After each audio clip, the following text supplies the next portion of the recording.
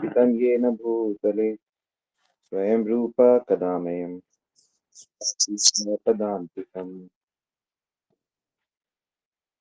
वन्देऽहं श्रीगुरो श्रीयुतपदकमलं श्रीगुरून् वैष्णवांश्च श्रीरूपं साग्रजातं सगण वितं तं सजीवं साद्वैतं सावधूतं परिजनसहितं कृष्णचैतन्यदेव श्री राधा कृष्ण पदान् सगण ललिता श्री विशाखान्वितं च जय श्री कृष्ण चैतन्य प्रभु नित्यानंद श्री अद्वैत गदाधर शिवासादि गौर भक्त वृंदा हरे कृष्ण कृष्ण कृष्ण हरे हरे हरे राम राम राम हरे हरे कृष्णा। सभी का बहुत बहुत स्वागत है नित्य श्रवण की कथा में। तो आज क्वेश्चन आंसर सेशन रखेंगे, कोई पर्टिकुलर टॉपिक नहीं करेंगे, शॉर्ट में क्वेश्चन आंसर डिस्कस करेंगे। सो किसी की कोई भी क्वेरी हो या कोई भी चीज पूछनी हो तो आपका स्वागत है। आपको अगर पूछना है तो आप अपना स्पीकर ऑन करके मुझसे क्वेश्चन पूछ सकते हैं।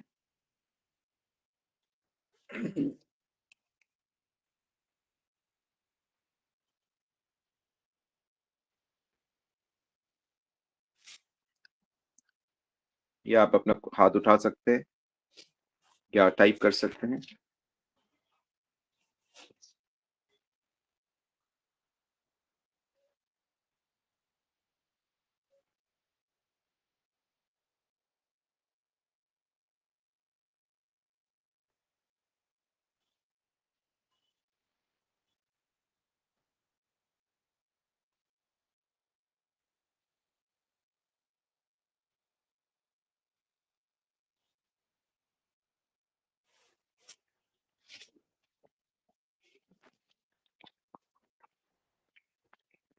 क्या सबने बात समझ ली? आज हम क्वेश्चन आंसर सेशन कर रहे हैं।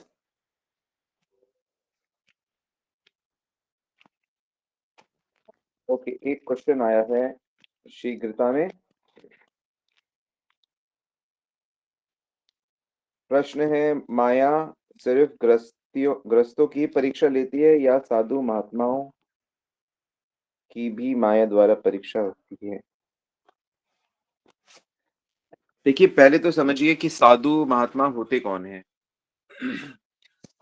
तो गीता में श्री कृष्ण कहते हैं, महात्मा नामस्तु माम पार्थम दैवीं प्रकृतिम आश्रिता भजन्ते अनन्य मनसो ज्ञत्वा भूतादिम अव्ययम्। कि जो मेरी अंतरंगा शक्ति, मेरी भक्ति की शक्ति के नियंत्रण में रहते हैं, वो महात्मा है, वही साधु है। अपि चेत सुदाचारो भजते माम अनन्यभाक् साधुरेव समन्तव्य समज्ञ व्यवस्थितो हि सा। कि जो मेरे भजन में लगा हुआ है, चाहे वो कितना ही दुराचारी हो, वो उसे साधु ही समझना चाहिए। तो माया देवी के लिए सारे जीव उसके कंट्रोल में रहते हैं। सभी को वो उनके कर्मों के अनुसार दंडित करती रहती है, फल देती रहती है, उसके अनुसार उनके साथ चीजें होती रहती हैं। लेकिन इनके बीच में अगर कोई भी, चाहे वो गृहस्थ हो, चाहे गृहिणी हो, चाहे बालक हो, चाहे गृह त्यागी हो, सन्यासी हो, वानप्रस्थी, कोई भी हो, अगर वो भगवान की शिक्षाओं को गंभीरता से लेता है तो उसे महात्मा कहा जाएगा। और उसके जो हर प्रतिकूल परिस्थिति में भी जो अनुभव होंगे वो दिव्य होंगे। हम शिला प्रभुपाद को देखते हैं कि वो इतने बीमार थे कि डॉक्टर ने कहा था कि ऐसे में व्यक्ति शांत कैसे रह सकता है। शरीर में खून बहुत कम हो गया था, लेकिन उस परिस्थिति में भी वो भागवत का ट्रांसलेशन करते थे अपने बिस्तर पे सोए सोए। तो दिव्य अवस्था होती है। तो माया के लिए सब एक बराबर हैं और वो साधुओं की तो ज़्यादा परीक्षा लेगी, क्योंकि साधु तो कह रहे हैं कि हम तो भई भगवान के भक्त बन चुके हैं। तो साधुओं की परीक्षा तो वो ज़्यादा लेगी, उनको तरह-तरह की परीक्षाएँ उनके सामने रखेगी, चाहे वो शारीरिक हो, मानसिक हो, धन हो, स्त्री हो, ममता हो, त्याग हो, द्वेष हो, हर तरह की परीक्षा वो सामने रखेगी साधु और महात्माओं की। और अगर वो वास्तविक साधु संत हैं, वास्तविक उन्होंने भगवान की शरण ले रखी है, तो वो इनसे पार हो जाएँगे, अन्यथा वो इसमें अटक जाएँगे कुछ समय के लिए। तो इस तरह से माया सबको बराबरी से चेक करती रहती है। ओके?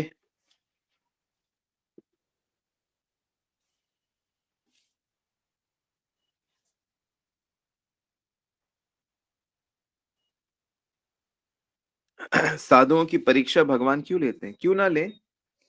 भई परीक्षा क्या है? परीक्षा उत्तीर्ण होने पे ही तो काबिलियत पता लगेगी ना, कितना ज्ञान है। इंटरव्यू होते हैं, ग्रुप डिस्कशन होते हैं, एग्ज़ाम्स होते हैं, उससे हमारी योग्यता पता लगती है। तो परीक्षा के कारण हमें भगवान पे कितनी श्रद्धा है, कितनी शरणागति है, वो पता लगती है। तो परीक्षा के समय मनुष्य भगवान की ओर अधिक बढ़ता जाता है, तो वो परीक्षा में पास हो रहा है, सफल हो रहा है, और वो भगवान से कटता जाता है, भोगों की तरफ जाता है, तो यानी कि वो जैसे कि लोग परेशानी के समय नशे की तरफ चले जाते हैं जनरली, या डिप्रेस्ड हो जाते हैं, या फिर उनसे टेंशन को मुक्त करने के लिए वो गलत तरीके अपनाते हैं। तो वो शरणागत नहीं है, वो माया के द्वारा हराए हुए जीव हैं। लेकिन परेशानी में मनुष्य ईश्वर को याद करता है, भगवान का भजन करता है। तो माया दोनों तरह से ही परीक्षा लेती है, अनुकूलता भी देती है और प्रतिकूलता भी देती है। उसकी दोनों परीक्षाएँ हैं, अलग प्रकार की परीक्षाएँ होती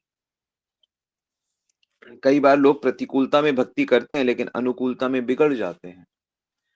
अधिकांश देखा जाता है कि जो संपन्न व्यक्ति हैं, उनके परिवार के सदस्य बिगड़ जाते हैं, और गरीब के, मिडिल क्लास के बच्चे लोग काफ़ी शालीन और सुव्यवस्थित होते हैं। तो परीक्षाएँ हर प्रकार की होंगी,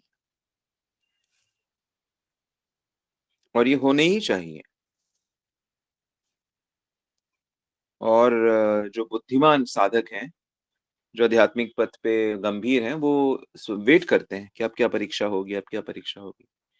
क्योंकि हर परीक्षा के बाद या तो आप भगवान के निकट जाओगे या थोड़ा पीछे हो जाओगे।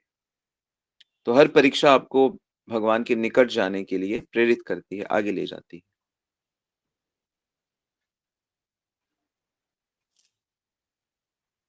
ठीक है? एक और प्रश्न है, एक गुरु के अनेक शिष्य होते हैं, तब वे कैसे पहचानते हैं कि किस शिष्य को क्या सेवा देनी चाहिए, वे किस सेवा के योग्य है? देखिए, जो गुरु होते हैं, वास्तविक गुरु, तो वो क्योंकि अंतरंग शक्ति में होते हैं,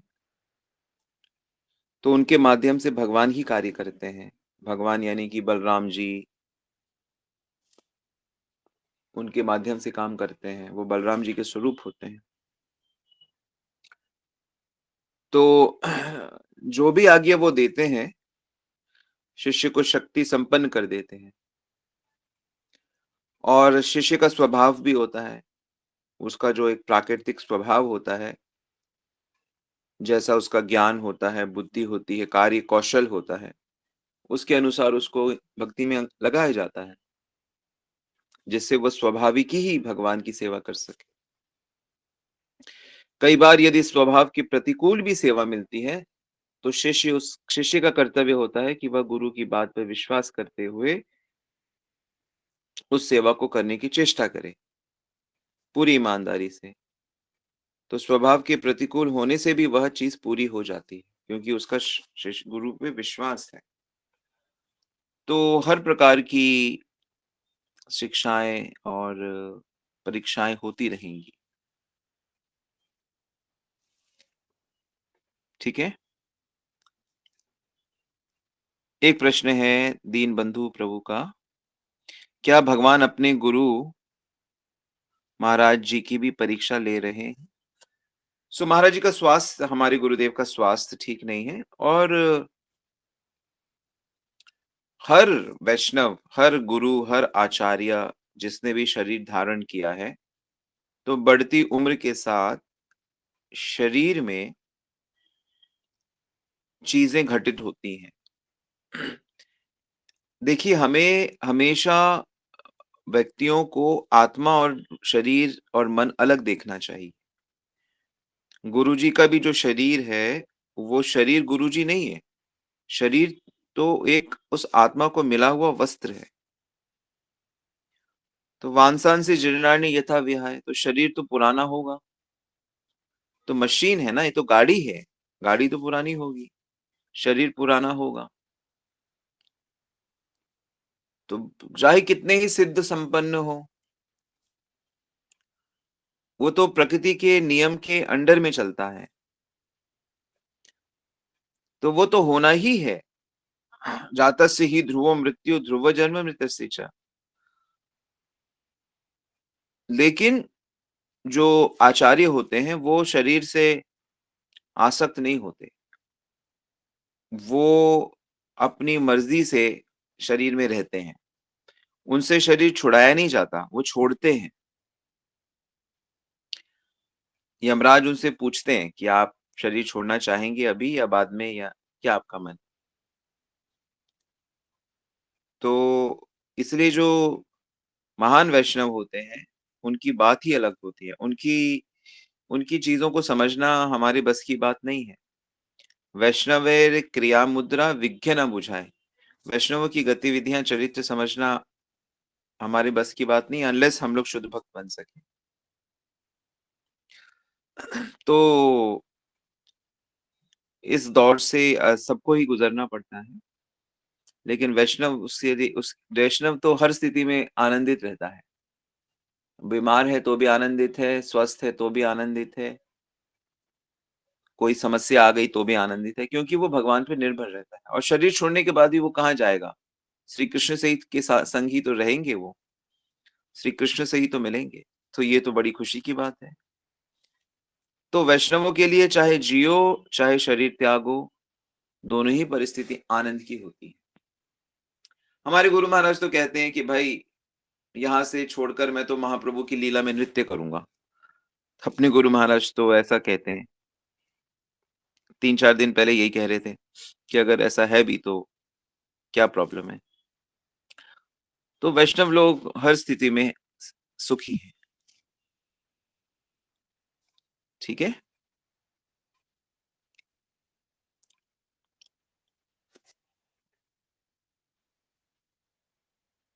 और अपने आचरण से वैष्णव ये दिखाते भी हैं कि देखो, ये सब कोई रियल चीज़ नहीं है। शरीर तो वैसे भी करोड़ों बार मिल चुका है और अगर भगवत प्राप्ति नहीं होती तो करोड़ों बार, अरबों बार मिलेगा भी फिर से। लेकिन भक्ति का अवसर केवल मानव शरीर में मिलता है, जो हमें मिला है, तो क्यों ना उसका पूरा लाभ उठाया जाए। और वैष्णव सिद्धांतों पे चला जाए, वैष्णव सदाचार पे चला जाए, तो फिर जीवन, वास्तविक जीवन का फल प्राप्त होता है।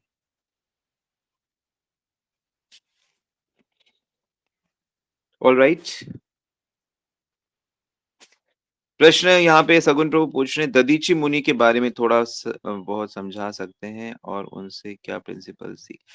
अच्छा, आपने दधीची मुनि को याद दिलाई। दधीची मुनि जैसे असुरों को हराने के लिए देवताओं को दधीची मुनि की हड्डियों से हथियार बनाने के लिए भगवान विष्णु ने कहा।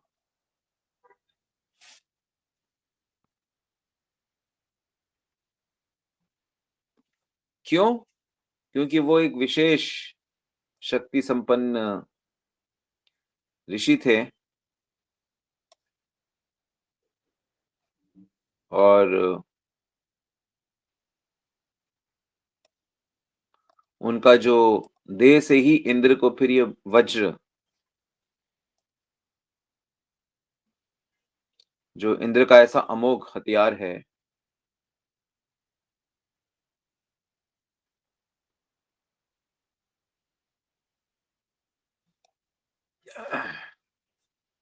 उन्होंने बड़ी कड़ी तपस्या करी थी दधीचि मुनि ने। इतनी तपस्या करी थी कि उससे देवता सब घबरा गए थे। यहाँ तक कि देवता लोगों को उनसे ईर्ष्या भी हो गई थी, क्योंकि उनको लगता था कि इतना तपोबल हो गया है, तो इस तपोबल से से वो मेरे से भी उन्नत हो गए। तो उन्होंने देवता जैसे करते हैं, हर ऋषि को हराने के लिए बहुत कुछ करते हैं। लेकिन फिर एक बार जब देवताओं का जब वृतासुर से लड़ाई हुई, वृतासुर, इंद्रद्युम्न महाराज वृतासुर बने थे और उसने इंद्र वगैरह देवताओं को सब हटा दिया था देवलोक से। तो वृतासुर से लड़ने के लिए कैसे उनसे बचें, तो सब लोग ब्रह्मा जी के पास गए। तो ब्रह्मा जी ने कहा कि देखो, दधीचि ऋषि जो हैं, अगर वो अपनी अस्थियों का दान कर दें, तो उनकी अस्थियों से ऐसा हथियार बन सकता है जिससे वृतासुर को हराया जा सकता है। तो इंद्र को बड़ी मुश्किल हो गई, क्योंकि इंद्र ने कहा कि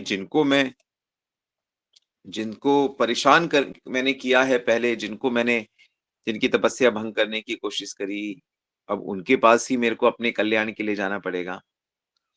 लेकिन फिर भी सबके कल्याण के लिए इंद्र बड़ी मुश्किल से उनके पास गए और सारी बातें बताई कि भाई मुझे आपके प्राण लेने हैं, क्योंकि अस्थियां देने से तो प्राण बचेंगे नहीं। लेकिन ऋषि ने उसको ऐसे देखा कि ये सब भगवान के ही आज्ञा से हो रहा है, भगवान की मर्जी के बिना तो हो नहीं सकता, और देवताओं की रक्षा के लिए अगर मुझे अपना शरीर देना पड़ रहा है, तो इससे अच्छा क्या हो सकता है, परोपकार के लिए। तो उनकी जो स्थिति थी, वो शरीर से ऊपर आ चुके थे। इसीलिए फिर उनकी हड्डियों से वो वज्र रूपी जो एक बना, वो तैयार हुआ।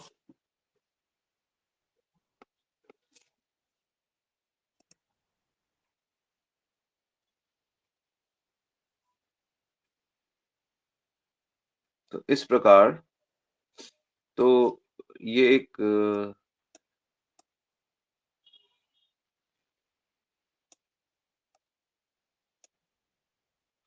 ये शायद कुरुक्षेत्र में है। दधीचि जी का आश्रम था ना कुरुक्षेत्र के पास, जहां तक मुझे याद है।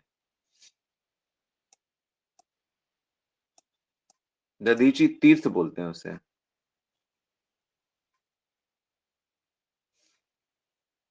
कुरुक्षेत्र में है दधीचि तीर्थ। कभी चलेंगे तो वहां चल सकते हैं।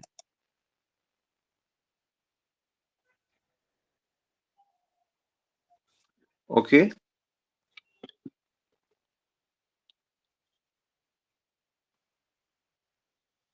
बाकी दधीचि जी की बहुत सुंदर शिक्षाएं हैं भागवतम में।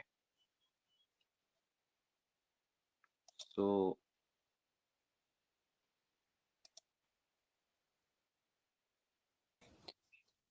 थैंक यू प्रभु जी। तो बेसिकली दधीचि ऋषि जो है, जो मुनि है, बेसिकली इन्होंने अपने प्राण को त्याग दिए बेसिकली, लाइक परोपकार के लिए। तो हम क्या yes. लाइक त्याग सकते हैं बेसिकली? हम तो लाइक लाइफ नहीं त्याग सकते ऑब्वियसली, बट नहीं, हम जरूरत पड़ने क्या पे कर धर्म की रक्षा के लिए त्यागना पड़ता है शरीर। सो गीता में बताया गया है कि कौन से जीव चीज को क्या त्यागना चाहिए। तो भक्ति के लिए हमको सेंस ग्रेटिफिकेशन त्यागना चाहिए। जैसे कि ज्ञान के लिए, ज्ञान प्राप्त करने के लिए ब्राह्मण अपना परिवार त्यागता है। धन प्राप्त करने के लिए क्षत्रिय अपना देश क्या वैश्य अपना देश त्याग करता है। क्षत्रिय सीखने के लिए अपना कष्ट त्याग करता, मतलब शारीरिक कष्टों को झेलता है। मतलब अपनी वो लड़ाई करने की पावर प्राप्त करने के लिए तपस्या करता है। तो इसी प्रकार भगवान को प्राप्त करने के लिए हमें सेंस ग्रेटिफिकेशन को त्याग करना होता है और हमें भक्तों के प्रति श्रद्धा और कई-कई क्वालिटीज हैं जो कृष्ण ने 17 चैप्टर में गीता में बताई हैं। तो उस प्रकार इन चीजों को भोगों को मेनली भोग ही हैं जो हमें डिस्टर्ब करते हैं। निंदा भी जैसा बता थे निंदा तो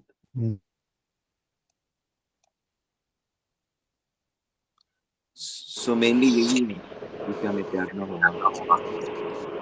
हरे कृष्णा प्रभु जी, दंडवत प्रणाम। जी माता जी, धन्यवाद प्रणाम। प्रभु जी, देवता लोग भी ऋषि मुनि को परेशान क्यों करते थे और भक्त को देवताओं से भी श्रेष्ठ क्यों बोला जाता है? ये 2 क्वेश्चन है।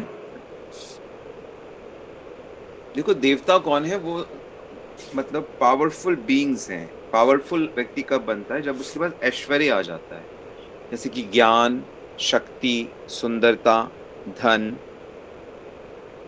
और यही सब चीजें हैं। जन्म, ऐश्वर्य, श्रुति, श्री भी, तो ये सब जब उसके पास आ जाता है तो इन सब चीजों के आने के साथ ना एक स्वाभाविक ही गर्व आता है, घमंड आता है, दंभ आता है, अपने में बड़प्पन, अभिमान आता है, तो ईर्ष्या आती है।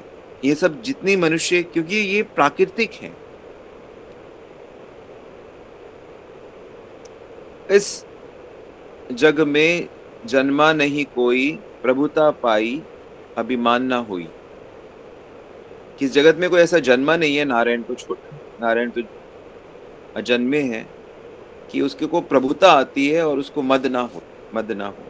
तो ये देवता लोगों को ऐसा ही होता है कि अगर कोई भी जीव या कोई भी देवता एक दूसरे से आगे शक्तिशाली होता जाता है तो दूसरे लोगों को परेशानी होने लगती है।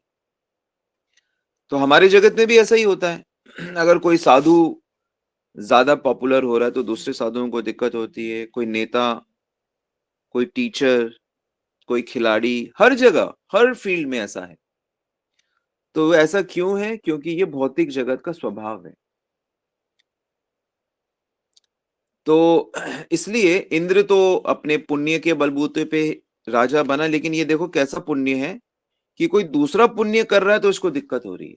ये खुद पुण्य करके इंद्र बना है, लेकिन कोई दूसरा पुण्य करेगा, उससे ज्यादा करने लगेगा तो इसको दिक्कत होती है, क्योंकि इसको लगता है कि मेरा प्रभाव कम हो जाएगा। कोई जैसे कि आप देखोगे कि फिल्म स्टार्स होते हैं, तो जो बड़े बड़े फिल्म स्टार्स होते हैं इनकी आपस में बिल्कुल नहीं बनती। अब राजेश खन्ना अमिताभ बच्चन की बिल्कुल नहीं बनती थी, क्योंकि अमिताभ बच्चन राजेश खन्ना से ज्यादा आगे बढ़ गए। तो ऐसे उनसे जो आगे बढ़ेगा उनको उससे ईर्ष्या हो। सब हीरो, चाहे हीरोइन हो, चाहे प्लेयर्स हो, आप देखोगे कि बड़े बड़े प्लेयर्स, इनकी नहीं बनती, बड़े नेताओं की तो बिल्कुल ही नहीं बनती। तो ये मटेरियल प्रकृति के 3 गुण हैं जो हमें एक दूसरे के साथ बनने नहीं देंगे। तो भक्त लोग इसलिए महान है क्योंकि भक्त लोग इन गुणों के प्रभाव में नहीं रहते और उनकी ऐसी स्थिति होती है कि उनका सबसे प्रेम रहता है सदैव, क्योंकि उनको अपेक्षा नहीं होती, क्योंकि वो अपने को शरीर नहीं मानते, वो भौतिक संपदा को प्रगति नहीं मानते। भक्त भौतिक संपदा को प्रगति नहीं मानते। भक्त पवित्र हृदय को, कृष्ण प्रेम को, सेवा को, इसको प्रगति मानते हैं। तो जो सांसारिक लोग हैं वो भक्तों से जलेंगे, बड़ा कष्ट देंगे, लेकिन भक्तों का उनके प्रति कोई दुर्भावना नहीं। तो ये इसीलिए भक्त बहुत श्रेष्ठ है, इसीलिए भगवान भक्त को अपने हृदय में रखते हैं। भगवान कहते हैं कि भक्त मेरा हृदय है, मैं उसका हृदय हूं, वो मेरे बिना नहीं रह सकता, मैं उसके बिना नहीं रह सकता। साधु भी ग्रस्तो हृदयो भक्ति भक्ति जनय प्रिया।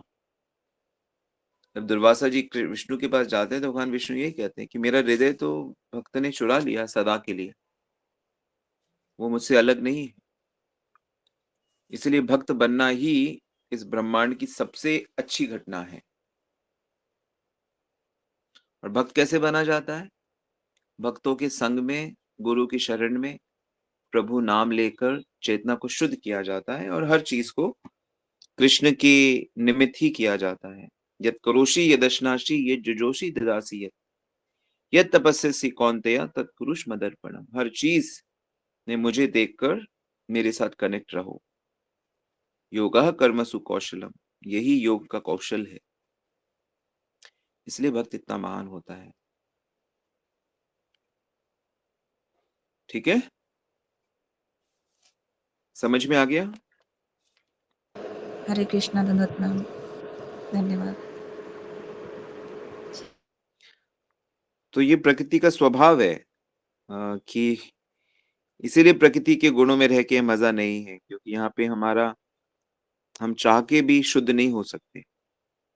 हम कहते जरूर हैं कि हम बड़े ये अच्छे हैं, वो अच्छे हैं, ये हैं, लेकिन वो तब तक ही है जब तक वो हमारे फायदे के लिए होता है। इसलिए सारी शक्ति भक्त बनने में लगाई।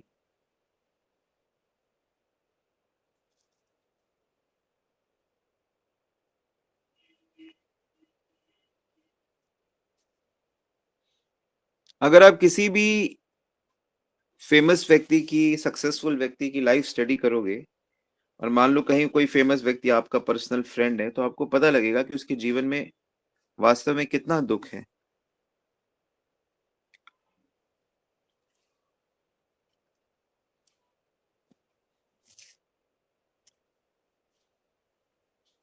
जो लोग विदेश में रहते हैं, अमेरिका में, जैसे कई भक्त लोग विदेश, अमेरिका, कनाडा में रहते हैं, तो बड़े संपन्न देश हैं, तो वहां पे आप देखो लोगों का जीवन, कहाँ सुख है उनके जीवन में।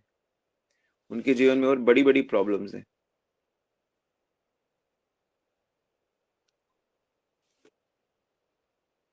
नानक दुखिया सब संसार, सुखिया जे नाम आधारा। जिसने नाम यानी भगवान को जिसने अपना आधार बनाया, वो सुखी। नहीं तो सारे संसार में बस कब्जा करना और भौतिक संपदा को बढ़ाना, धन बढ़ाना, शक्ति बढ़ाने में ही लगे रहे।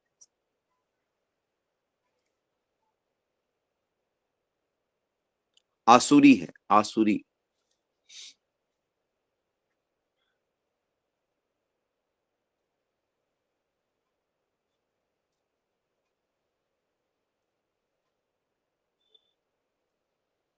कोई सवाल और?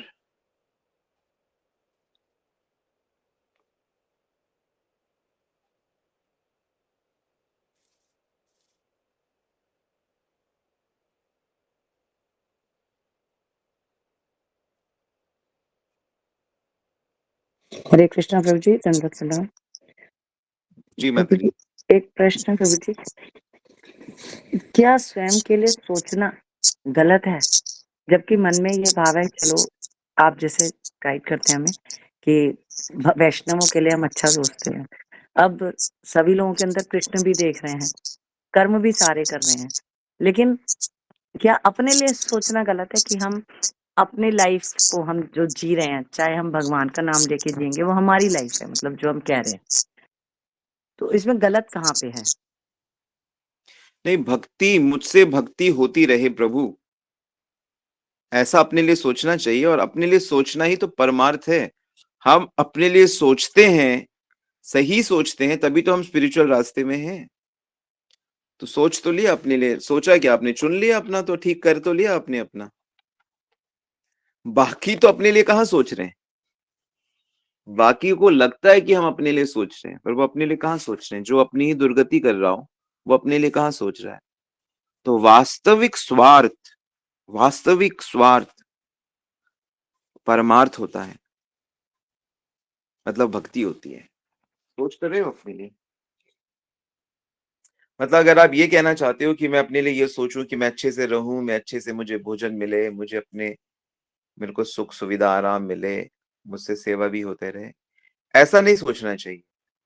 ऐसा सोचना चाहिए कि भगवान, आपके भक्तों की सेवा होती रहे मुझसे, आपकी भक्ति होती रहे मुझसे, और आप जैसे हालत में मुझे रखोगे उसमें ही मैं संतुष्ट रहूं, ऐसा सोचना चाहिए।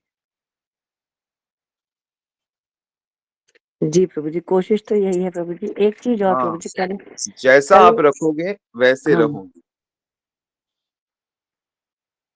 कंप्लेन नहीं करूंगी कि आपने मेरे को ऐसा क्यों रख दिया, आपने मुझे वैसा क्यों कर दिया। वो जब आप ठीक है हो मेरे ऊपर जी। और सदा रहने वाले हो, मुझे ये भी पता है,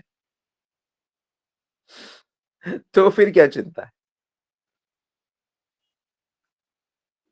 अब तो उनके भक्तों के लिए सोचेंगे, उनके लिए सोचेंगे, अपने लिए क्या सोचेंगे।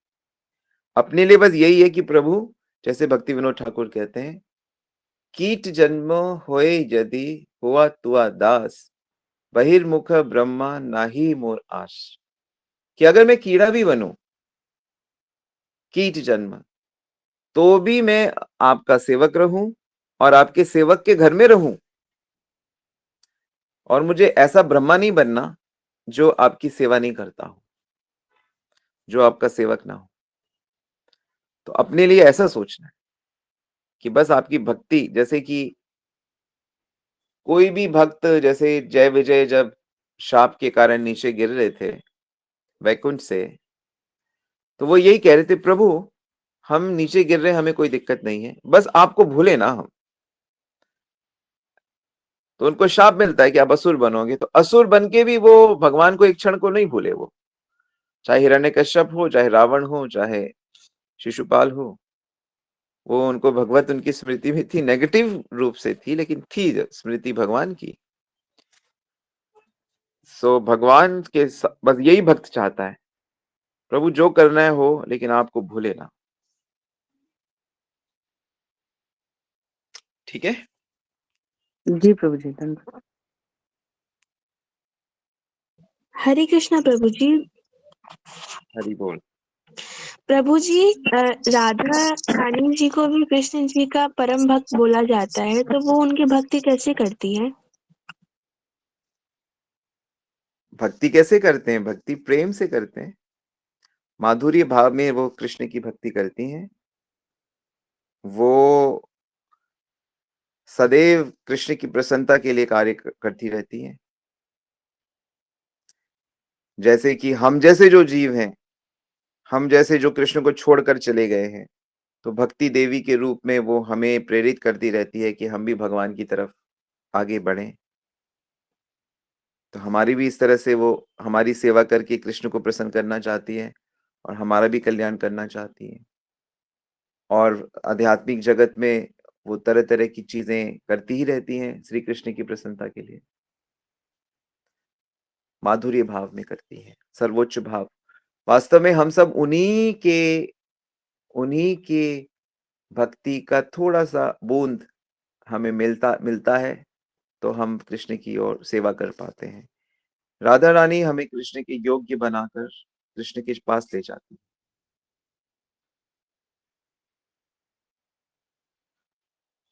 तो कृष्ण की सेवा अनेक अनेक भावों में की जाती है। राधा रानी का जो भाव है वो माधुर्य भाव है। तो प्रभु जी, राधा रानी हमारी गुरु हुई। ऑफ कोर्स, बिल्कुल गुरु है, परम गुरु, आदि गुरु,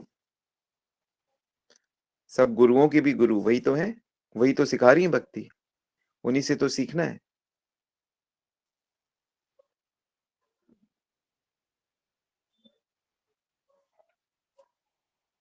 ठीक है। जी प्रभु जी, हरे Krishna.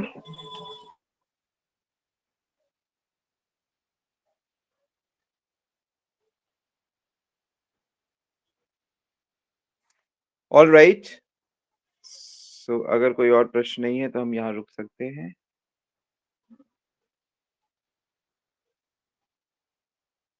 So thank you very much. सभी लोग कृष्ण भक्ति में आगे बढ़े, यही प्रार्थना करता हूँ। हरे कृष्णा, धन्यवाद, प्रणाम। श्रील प्रभुपाद की जय, गुरु महाराज की जय।